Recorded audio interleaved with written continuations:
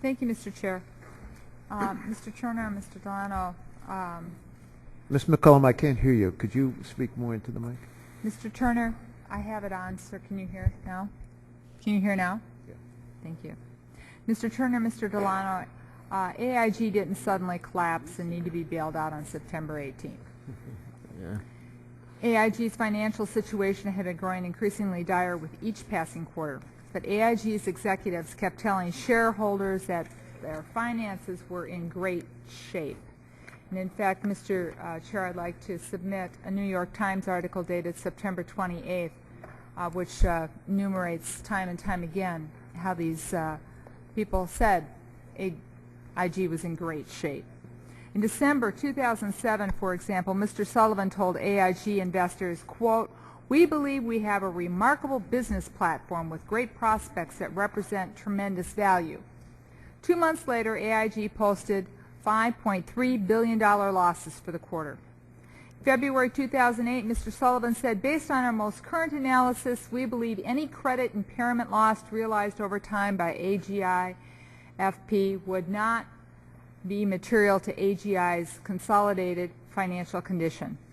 Then AGI posted $7.8 billion in losses for that quarter. On May 28th, Mr. Sullivan told investors the underlying fundamentals of our core business remain solid. The next month, the board voted to replace Mr. Sullivan. Mr. Turner, I have a couple of questions. What do you think of Mr. Sullivan's statements? Do you think they accurately reflected AGI's conditions? And Mr. Delano, I'd like to know if you have a view on that as well.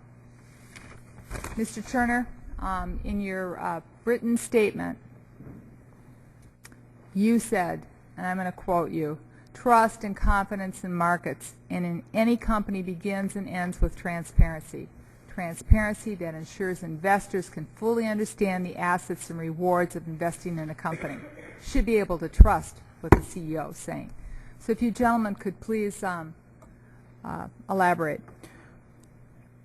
As you go through these filings and you look at the disclosures that start to occur and the time frame in which they are, the one thing I take away from this is I don't think the company ever was honest with the investors about the magnitude of the potential impact of these things.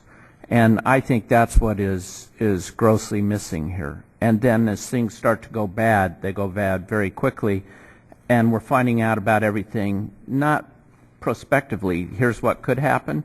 And keep in mind, the SEC rules are very clear. They require you to tell the investor, right through the eyes of management, what's happening with the company. And I don't think we ever get that out of here. I don't think the rules were followed. I just think it's astounding that all of a sudden you're borrowing $61 billion and yet you've never told the investors up to that point in time, hey, we've got these credit derivatives out there that could cause us such a problem that we could come short. And granted, the market goes down, okay? And certainly people were not wishing for the market to go down the way it was. But nonetheless, when you got that type of exposure and that type of potential, you owe it to me as an investor to tell me that's the type of risk I'm taking on when I'm investing in you. You've got this thing that may all of a sudden blow up and cause you to need tens of billions and you can't get to it because all the cash is in regulated subsidiaries that Mr. Dinello is appropriately trying to protect. And that's the disclosure that just I cannot find in these filings. And the SEC and the DOJ, I hope, will go through, get the emails, get the data, and then everyone's entitled to their day in court and due process. But right now, there's a question there that I can't answer for myself as to why we didn't get that. Mr. Delano? Obviously, I have to be I'm not informed enough at the holding company level on some of the disclosures to have a position about this. I think I did say earlier that I witnessed sort of a very shocking realization as to the liquidity needs of the company on that weekend, and I was surprised that some of the risk was being rolled up at that sort of contemporaneously at that time. I will say just one observation that we just touched on, which is one of the lessons learned. there are these things called lines of credit that every company has, and they assume they're there in these liquidity crunches. But what's kind of interesting, I think that the committee should know about, and Financial Services Committee should probably be told about, is if you touch them, you get a 3-notch downgrade from the rating agencies.